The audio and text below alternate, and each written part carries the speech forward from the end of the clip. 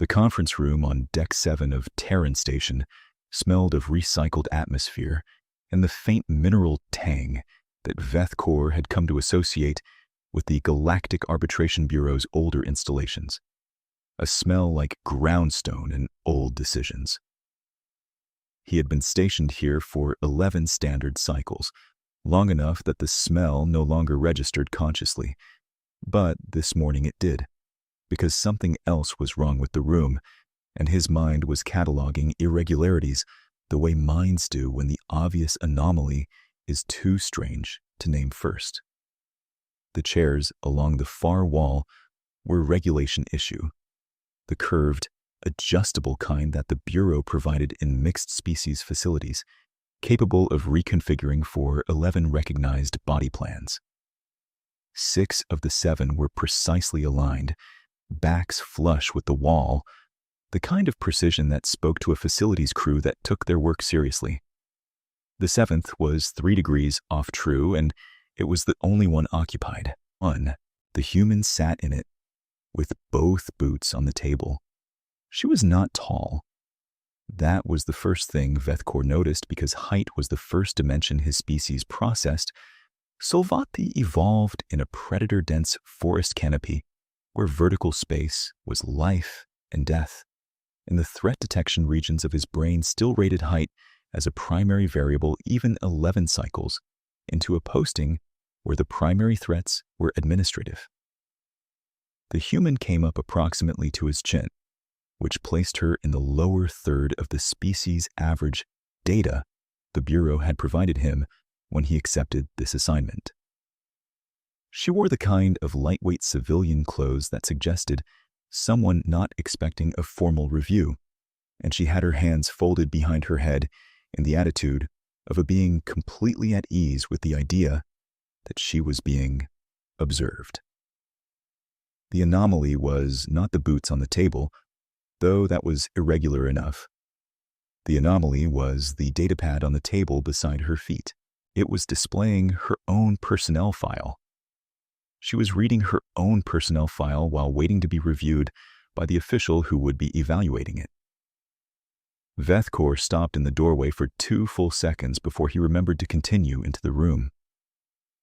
He settled into the primary evaluator's chair across from her, set his own datapad down, and looked at her. She met his 4-eyed gaze with 2 eyes the color of deep water and did not lower her feet. "Specialist Mira Sandoval," he said. The boots came off the table slowly without hurry. She sat forward and folded her hands on the surface instead, and the motion was entirely controlled. Not a correction, not deference, just a change in posture that said the official portion of this meeting had been acknowledged.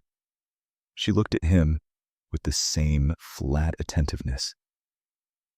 "That's the name on the file, yes," she said. Vethkor had conducted 412 review hearings in 11 cycles at Terran Station. He had reviewed logistics coordinators, diplomatic liaisons, scientific secondments, military attachés, and one memorable case involving a Koldrathi merchant whose second set of accounts had turned out to contain a third set of accounts. He had never had a subject confirm their own name in that particular register, not as though correcting him, not as though amused, but as though pointing out that names were a somewhat reductive way to identify something that had other dimensions. He looked at his datapad. The file was, on its face, unremarkable. Mira Sandoval. 29 standard years of age, which translated to approximately 42 of the shorter Earth orbital cycles, which still fell within what the human military designated as prime deployment years. Former Ranger-class operative with the Terran Union Expeditionary Force, mustered out 14 months ago under a classification designation that the Bureau's standard access level could read as either administrative discharge or completed contract, depending on how charitable one was. The discharge classification was the kind the Bureau's intake processor flagged as ambiguous and then moved past, because ambiguous discharges from human military units covered a wide spectrum that included everything from disciplinary removals to deliberately obscured contract completions, and the processor had been calibrated to defer on those cases rather than make a determination that would later require correction. Assigned to Taran Station as a civilian security consultant on a bureau contract that was itself somewhat vaguely worded, providing access without a defined scope of authority, which was the kind of contractual language that usually meant someone upstairs had wanted her placed somewhere specific without wanting to explain why. Nothing in the file suggested she was dangerous. Nothing in the file suggested she was anything in particular. That was, Veth Kor had learned in 11 cycles, frequently how it started. "You understand the purpose of this review," he said. "Not a question." She nodded once. "There's been a complaint," she said, "from Drax Commander Vorel of the Kaldrathi Enforcement Consortium. He says I interfered with his sanctioned surveillance operation in the Midden Corridors, compromised 2 of his operatives, and was seen in a restricted access level during a period when I had no registered business there." She paused. "He also says I'm lying about when I arrived." Veth Kor looked at her steadily. "You are aware of the specific allegations." "I read the complaint before I came. The full text was in the file." She tilted her chin toward the datapad she had been studying when he walked in. He looked at the datapad, which was still open to her personnel file, and then at her. "You were reading your own complaint." "I find it's useful to know what you're being accused of before someone reads it at you," she said. There was no edge in it. It was a statement about methodology, delivered with the same mild confidence with which one might explain a filing system. Veth Kor looked at his notes. Drax Commander Vorel was 9 years into a Kaldrathi Enforcement Consortium posting at Taran Station, tasked with monitoring the station's secondary cargo corridors for smuggling operations connected to a species trafficking network the consortium had been dismantling, slowly and with considerable institutional violence, for 6 of those years. Vorel was not a villain by the metric Veth Kor used. He was an institution, the kind of alien authority that produced results and left collateral administrative damage wherever he went. And the Bureau had a long-standing accommodation with his methods because the smuggling network was real, and the casualties of inaction were documented, and the consortium was currently the most effective body working the problem. Vorel had filed his complaint 4 days ago. The specific allegation was this: on the evening of Station Day 214, Vorel's 2 consortium operatives had been conducting surveillance on a known courier node in the Midden Corridors, lower station, where the environmental controls ran warm and the lighting was deliberately kept poor to discourage long-duration civilian presence. The operatives had been in position for 6 hours. They were experienced. Kaldrathi surveillance doctrine was, by galactic consensus, among the most advanced in the known registry. The species had compound sensory organs adapted for low-light tracking, pressure-sensitive lateral membranes that registered minute atmospheric displacement, and a patience architecture in their cognitive structure that allowed sustained observation periods that would have been neurologically impossible for most other species. Sandoval had not been registered in the Midden Corridors. Sandoval's access card had not been used anywhere in the lower station that day, and yet, at 2217 station time, both of Vorel's operatives had been found seated against a ventilation housing in a state of mild sedation, their surveillance equipment neatly disassembled beside them, and a written note tucked under the closer operative's arm that read, "You're going to spook him. Come back in 3 days. Miss."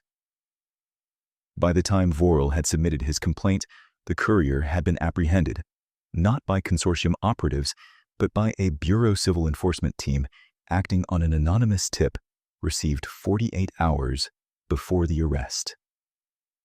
The tip had been accurate to within 11 minutes of the courier's departure time, had specified the exact cargo pod number, and had been transmitted from a relay terminal in the midden corridors that no one had been registered as using at any point in the preceding 72 hours. Vethkor read this portion of his notes with the particular stillness of an official who had read it several times already and still had not fully metabolized the logistics.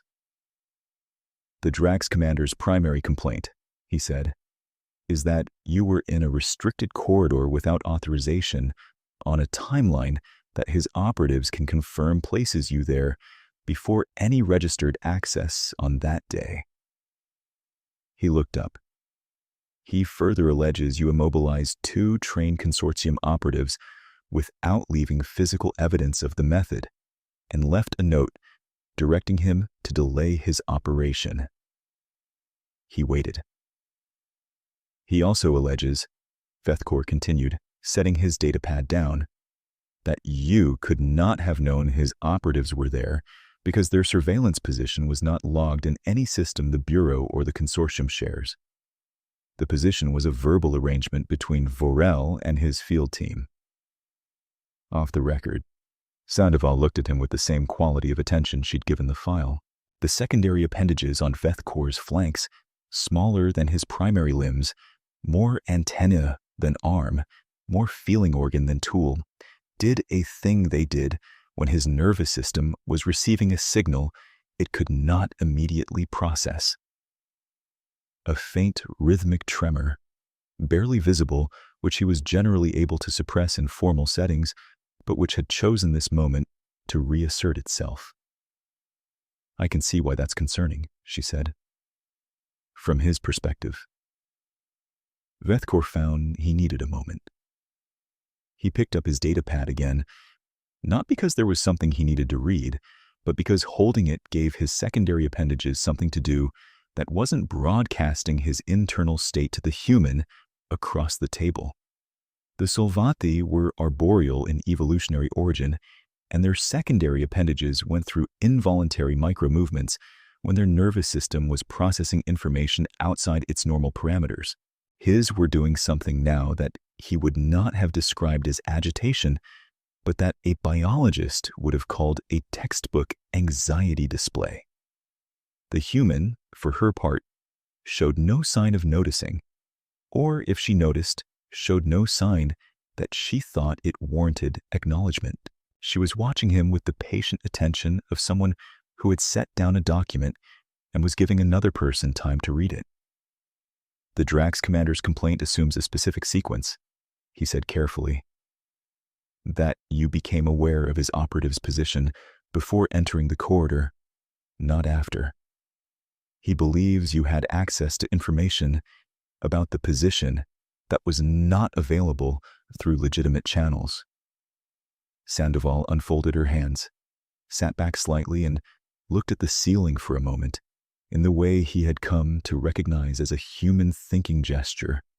Not avoidance, not discomfort, just processing time accepted without apology, the way a craftsperson might step back from a workbench to look at the whole before responding to a specific question about one corner of it. "Can I ask you a question?" she said. "Before I respond to that." He indicated she could. "When you review a case where someone is accused of doing something that sounds impossible," she said, "what do you normally find?" Vethkor thought about this with genuine attention, because the question did not feel rhetorical. In 11 cycles, he had reviewed 17 cases that contained elements the initial filing described as impossible. Most had resolved into things that were merely improbable. 2 had resolved into things that were genuinely without institutional precedent. And those 2 had required him to file supplementary frameworks with the Bureau's classificatory review body because the existing categories did not cover them. "Normally," he said, "I find that either the thing didn't happen the way it's being described, or it happened through means the complainant doesn't understand." "Right," she said. Which one do you think applies here? He looked at her. He looked at the note in the evidence file, the neat small letters, the deliberate economy of the message, the fact that it had been left rather than transmitted, as though the author had wanted the physical presence of paper to carry a quality of meaning that a data message could not. I don't think either of the Drax Commander's operatives are fabricating, he said. The sedation was confirmed by the station medic. The disassembled equipment was confirmed by consortium records. No, she agreed, they're not fabricating. Then you were there. Yes. A pause that was not uncomfortable, merely deliberate. I was there, she said. I arrived at approximately 2140. Your access card shows no use in the lower station. I didn't use my access card. The secondary appendages did their thing again. Vethkor set the datapad down with the deliberate care of someone placing a fragile object. The midden corridors have biometric entry at every standard access point, he said. Retinal scanning. Verified against the station registry. The standard access points, yes. He watched her. He was aware that he was looking at something, and that his mind had not yet formed the complete shape of what it was. The way you are aware of a figure in low light before the feature recognition machinery of your visual cortex has assembled the details into a recognizable form. The ceiling had a ventilation grate in the upper left corner. Regulation size, the kind found throughout every corridor of Terran Station's older wing, designed to bureau specification, 1 meter 40 centimeters by 90 centimeters. He looked at it with the focused attention of someone who had just understood a magic trick.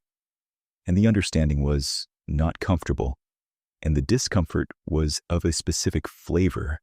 Not alarm, but the recalibration of something he had previously held as background and was now being required to consider as foreground. The ventilation system, he said. She said nothing, which was a kind of answer. The maintenance crawlways. They're not surveilled, she said. The Bureau doesn't consider them a security vector because the standard assumption is that no species in the galactic registry has a body profile small enough to move through them at operational speed. Another pause. I'm 5'3", she said, 160 centimeters. Vethkor had been an official of the Galactic Arbitration Bureau for 23 cycles. He prided himself on a particular quality of equanimity, the ability to receive unexpected information without the display of alarm that might communicate to the presenting party that they had found a lever. He was reasonably confident that he maintained this equanimity for approximately 4 seconds after she said 160 centimeters.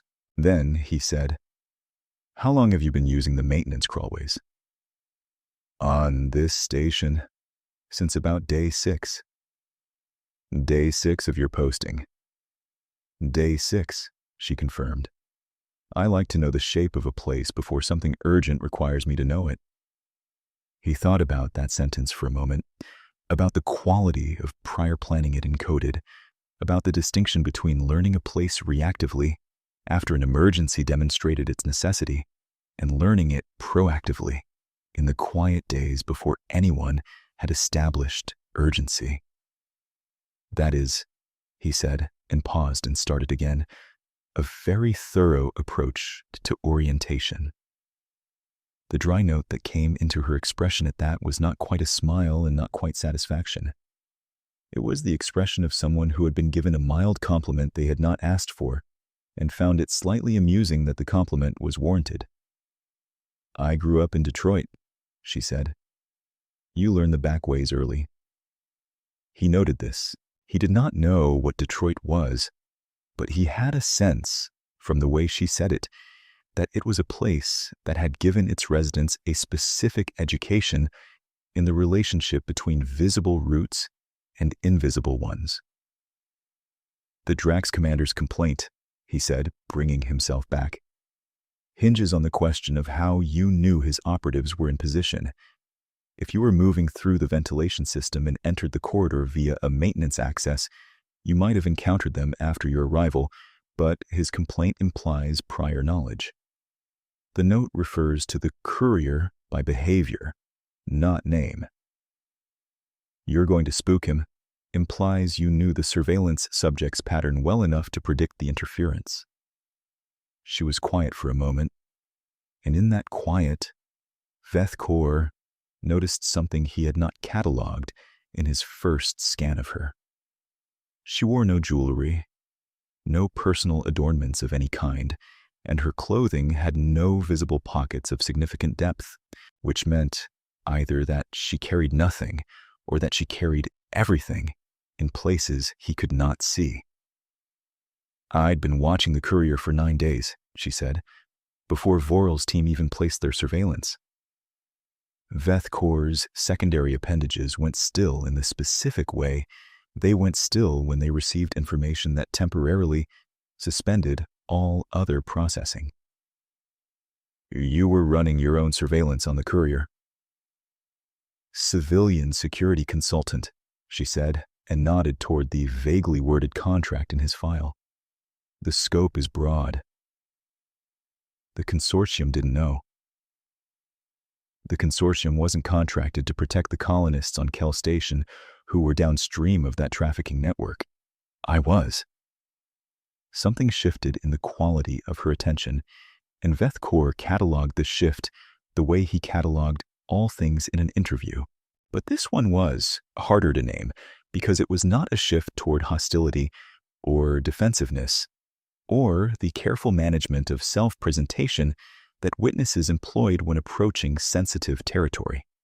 She became more precise, the flatness of her attention sharpened by a degree, the way a lens sharpens when you find the correct focal distance.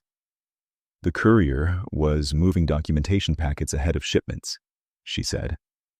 "Manifests that flagged cargo as agricultural equipment when the mass readings were wrong for agricultural equipment.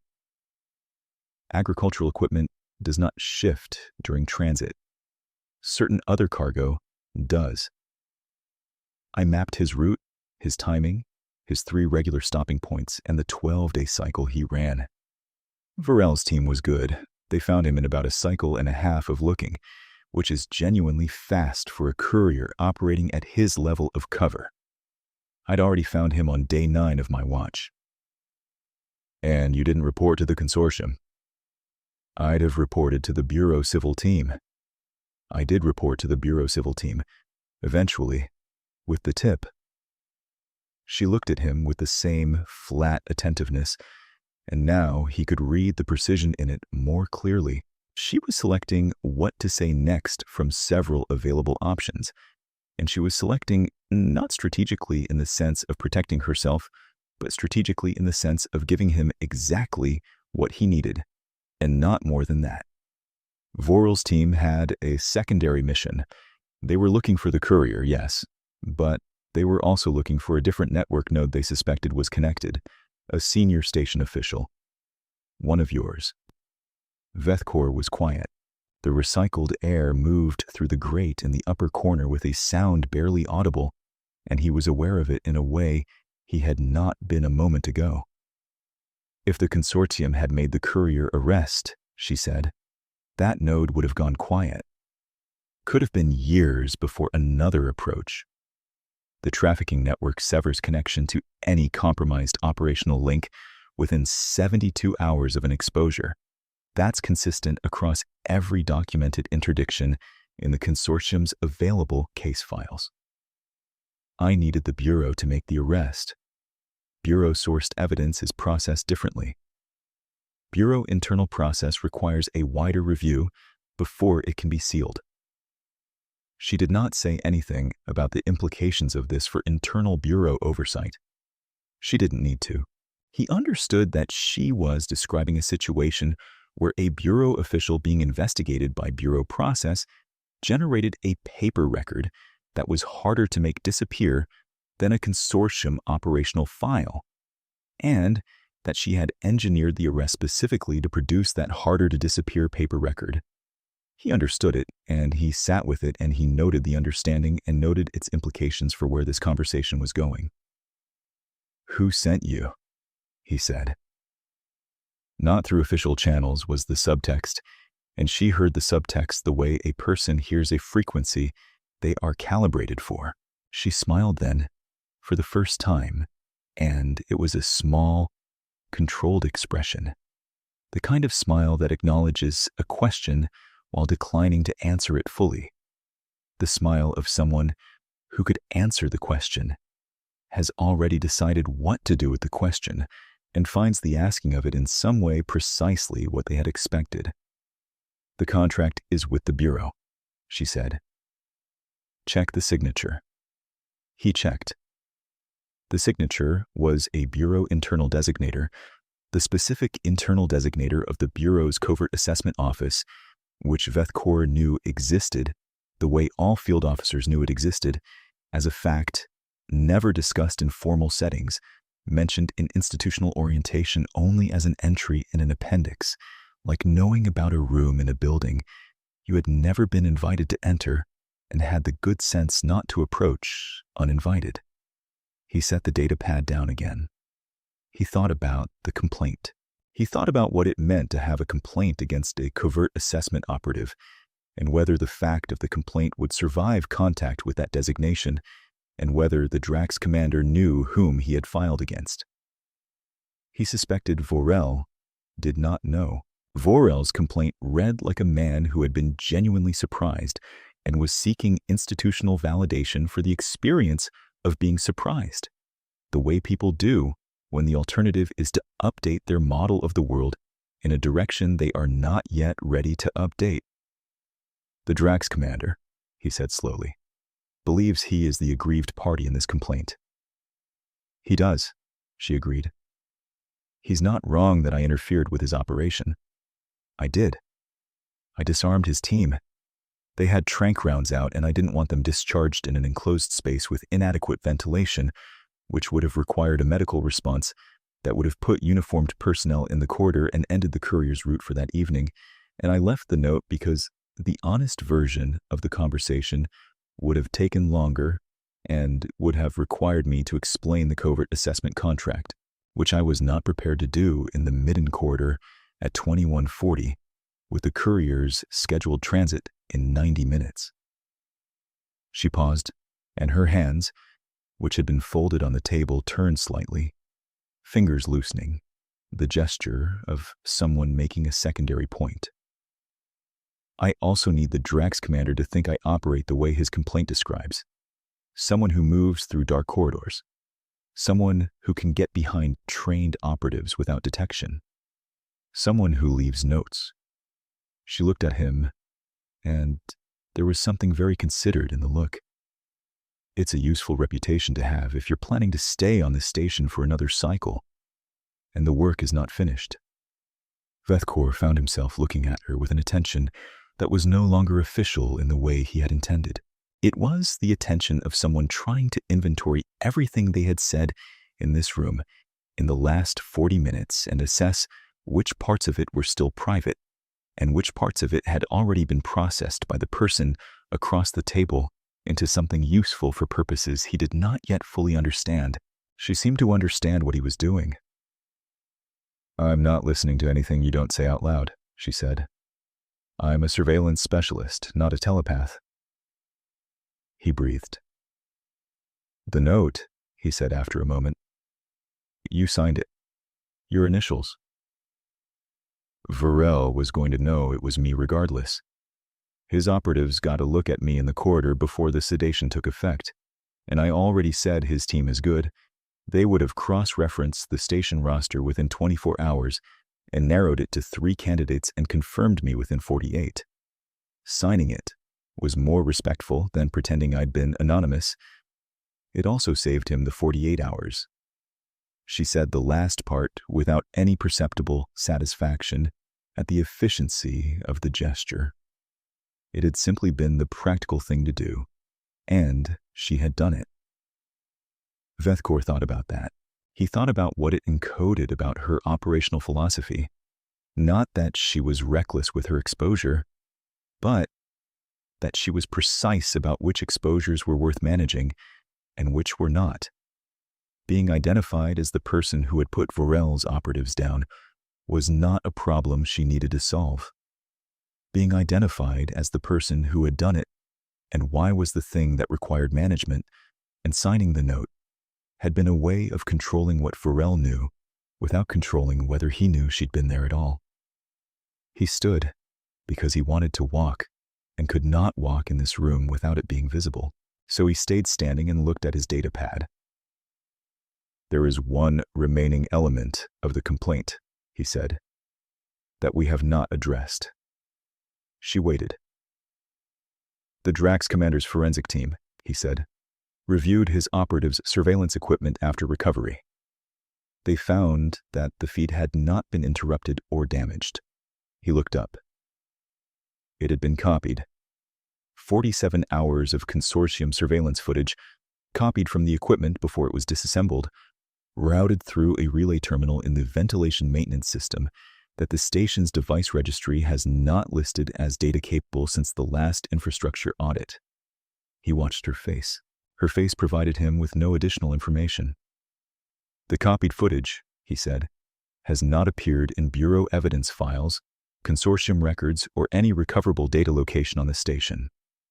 The consortium's forensic team has been unable to trace the destination." She said after a moment, "That's in the complaint?" "In the annex. Page 14. She reached for the data pad on the table, turned to page 14, read for approximately 20 seconds and set it back down. She said. It was not a confirmation. It was not a denial. It was the specific sound of a person noting a fact about a situation that they had already accounted for, and were now noting that someone else had also accounted for. "The 47 hours of footage," Vethkor said, "from a position Vorel's operatives described as having significant sight lines into the eastern secondary cargo corridors, would contain records of every individual who passed through those corridors in the 6 hours preceding the operative's arrival, plus the 41 hours before that." "It would," she agreed, "if the footage covered the full sensor range. Kaldrathi surveillance doctrine typically staggers the sensor arcs in a 2-person setup." She paused. "There would be gaps." He looked at her. He was not entirely sure what to do with the information that she knew the coverage patterns of Kaldrathi surveillance doctrine well enough to identify the arc gaps without having seen the specific setup.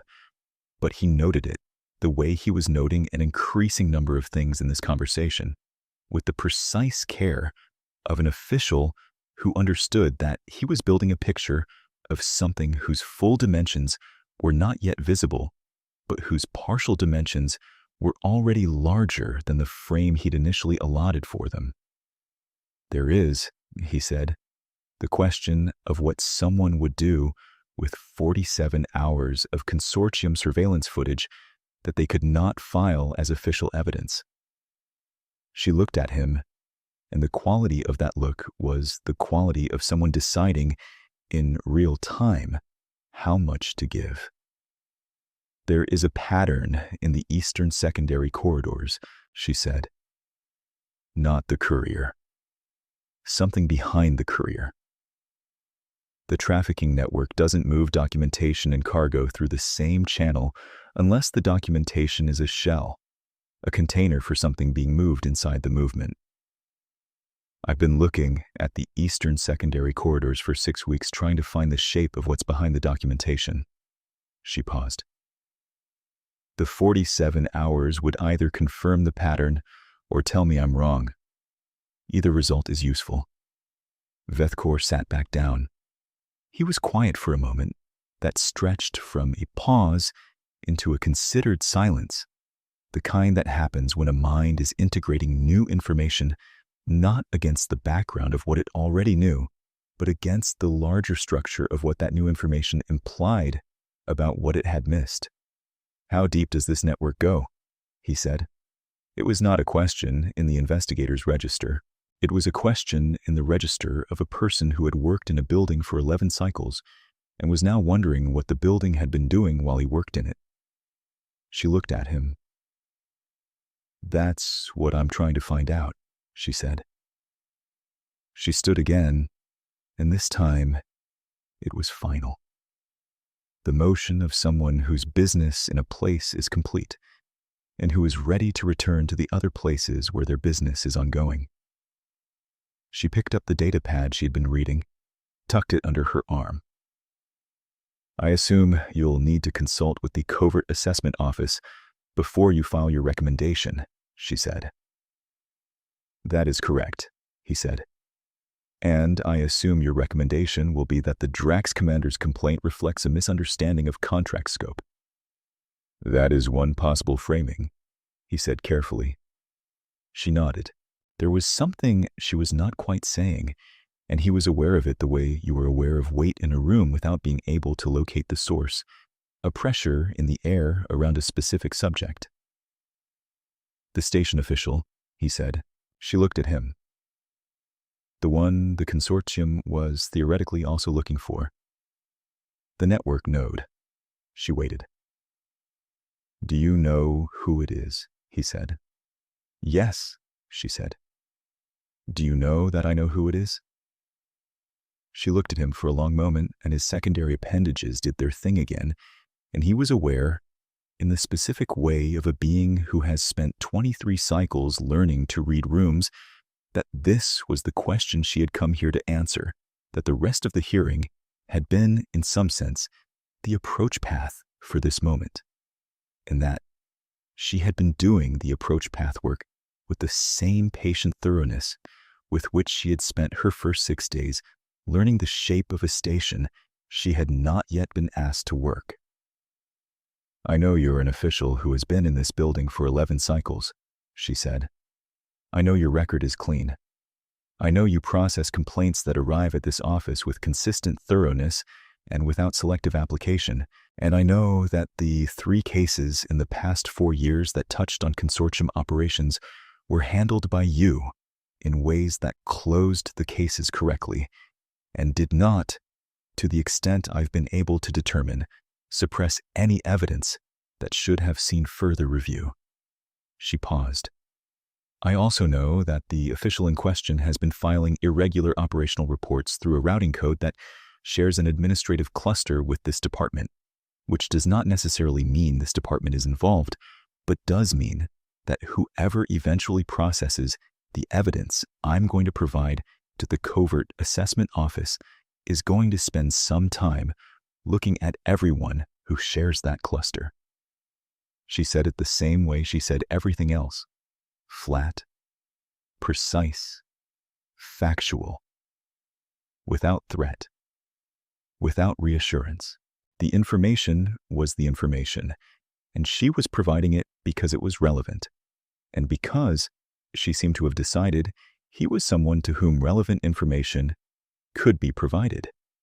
"I thought," she said, "it was more respectful to tell you that in person than to let you find out from a report." The room was very quiet for a moment. The ventilation system made a low sound through the grate in the upper left corner. Veth Kor became briefly, acutely aware of that grate, which he could now see was of the same specification as the crawlway access points throughout the older wing of the station, which he had walked past 11,000 times over 11 cycles without ever once thinking about whether it was a door. "I see," he said. "For what it's worth," she said, and she was already moving toward the door. "My read on you is that you're clean. The routing cluster probably picked you up because your department shares a filing date with 3 others on the same administrative cycle. Automated association. It doesn't mean anything by itself." He looked at her. "Probably," he said. "Probably," she agreed. She opened the door and then paused with her hand on the frame and looked back at him over her shoulder with an expression that was not quite a smile and not quite apology, and was entirely unreadable in the way that certain human expressions were entirely unreadable to him. Even now, even after 11 cycles on a station with a significant human presence, the expression of someone who carries more information than they show and has made a careful decision about what to show, and finds the decision itself neither difficult nor heavy, just a matter of professional practice. "I'll send you a follow-up note," she said, "when the covert assessment review is concluded." She left. The door closed.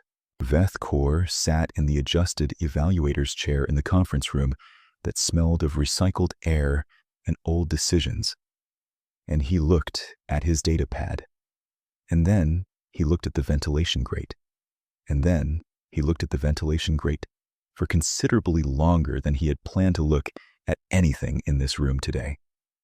He thought about the Drax commander's complaint, which had contained a specific sub-allegation he had not yet asked her about. The allegation was this: Voral's operatives, reviewing their equipment after the sedation wore off, had discovered that the surveillance feed from their 47-hour setup had not been merely interrupted or damaged. It had been copied. Someone had copied 47 hours of consortium surveillance footage before disassembling the equipment and leaving it in a tidy pile. The copied footage had not appeared in Bureau evidence files, in consortium internal records, or anywhere in the station's recoverable data. It had gone somewhere that the consortium's forensic team had not been able to trace, because the relay the copy had been routed through was a terminal in the ventilation maintenance system that had not been registered as a data-capable device since the station's last infrastructure audit 6 years ago. Veth Kaur was a thorough man. He spent the next 40 minutes going through the complaint in full, and the more thoroughly he went through it, the more he understood that the question he had been asking, how did she know where the operatives were, was not, as she had indicated in her quiet way, the right question. The right question was how long she had been watching. Not the courier. Not Vorel's operation. Vorel had been on Terran Station for 9 years. She had been here for 7 months. He went back to the ventilation maintenance records.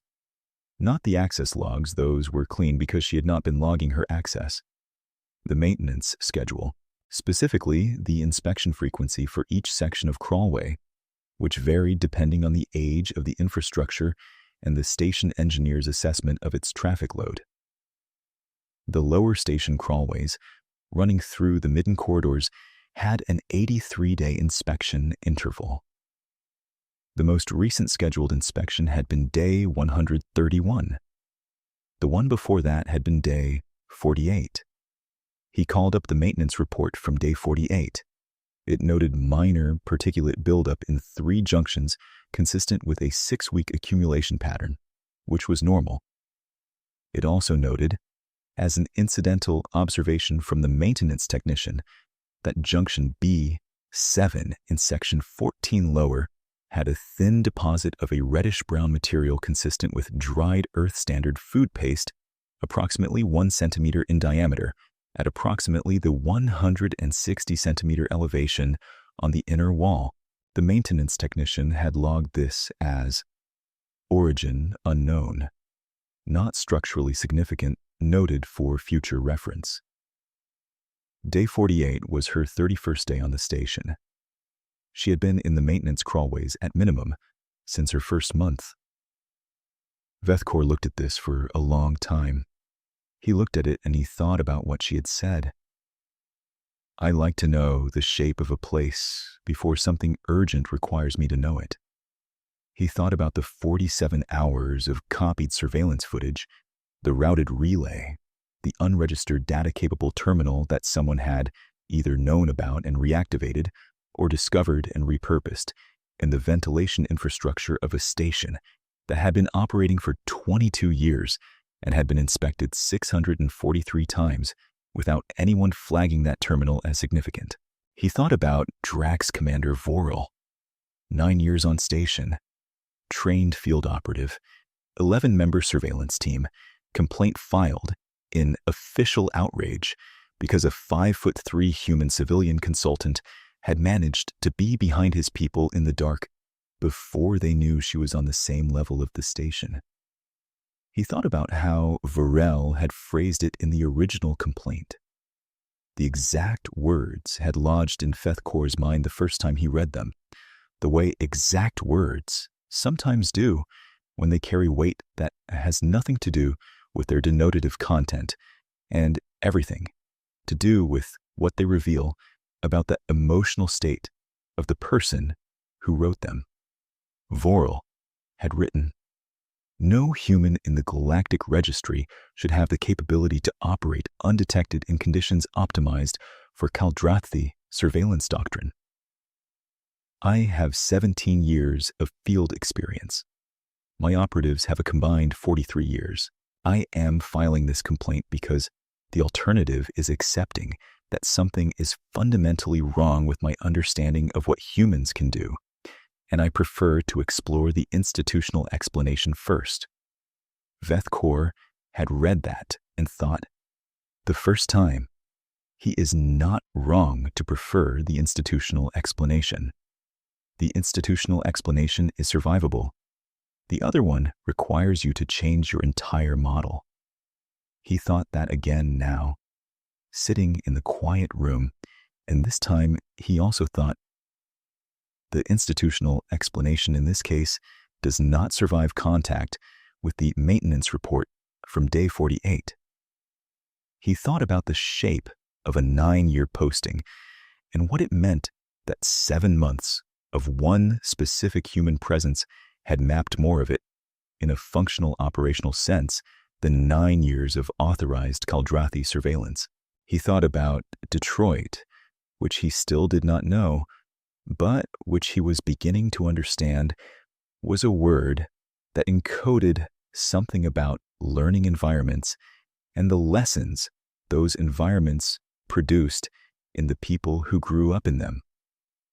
He thought about the documentation pattern she had described in the eastern secondary corridors, the shell inside the movement, the thing behind the courier, and he thought about how long she had been looking at it, and what 6 weeks of looking at it through a maintained network of ventilation access points implied about how much of the station's secondary infrastructure she had personally surveyed. He reached for his data pad and opened a new file and began to type the summary he would transmit to the Covert Assessment Office. He wrote it carefully, the way he wrote everything carefully, choosing words for their precision and their capacity to carry meaning without overreaching it. He wrote that Specialist Sandoval's actions on day 214 were consistent with the scope of her consultant contract.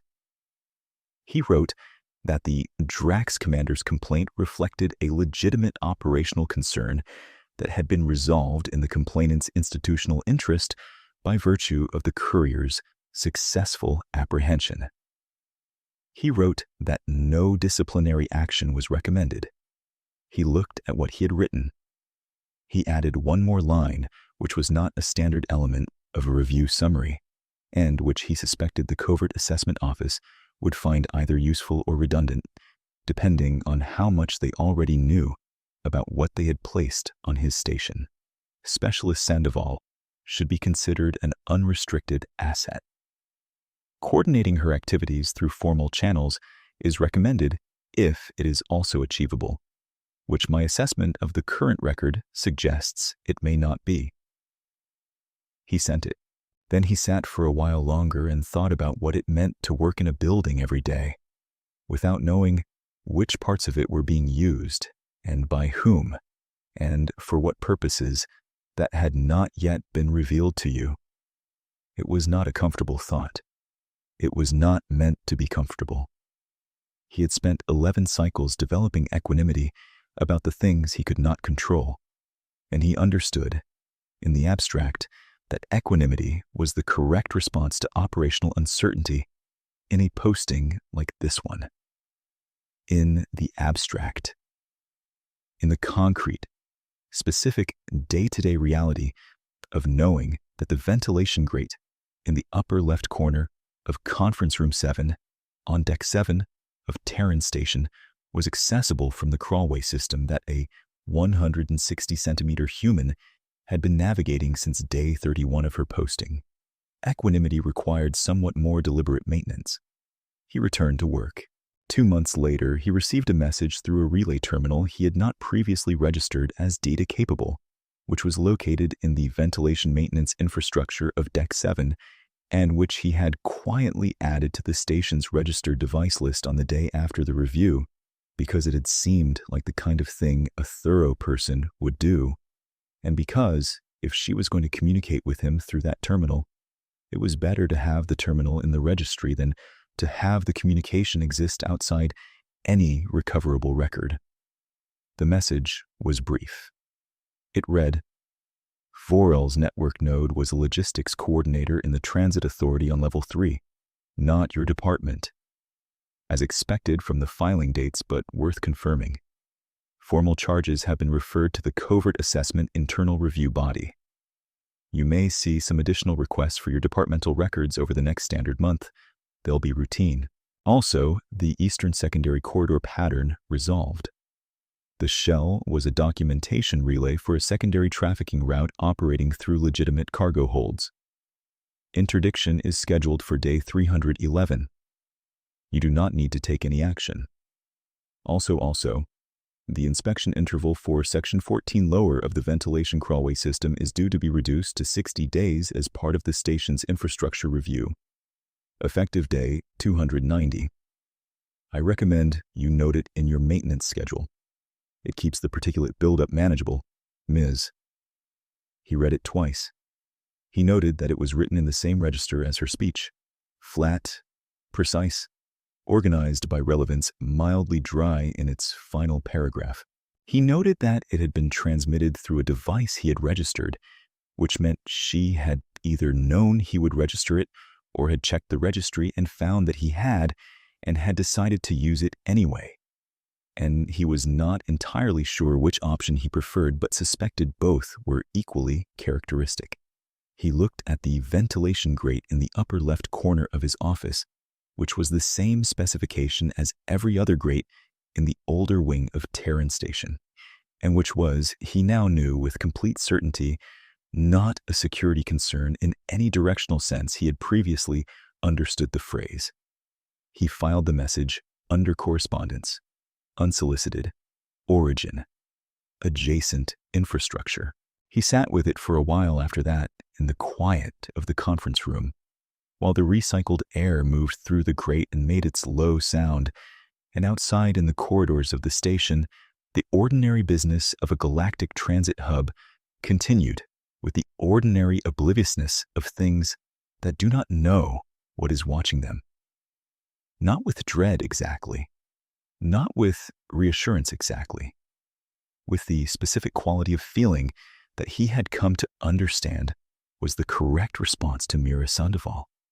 The sense of being observed from a direction you hadn't considered by someone who had no particular interest in making you afraid, but who was also not going to pretend the observation wasn't happening, because pretending was a thing she did not appear to find useful and had declined to do at any point he could identify in the time he had known her.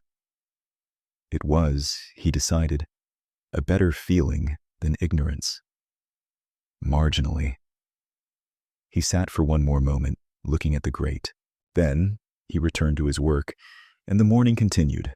And in the eastern secondary corridors on station day 311, an interdiction team moved on a cargo hold that contained documentation for a secondary trafficking route, and the hold was exactly where the tip had said it would be, and the manifests were exactly what the tip had described, and the cargo was not agricultural equipment.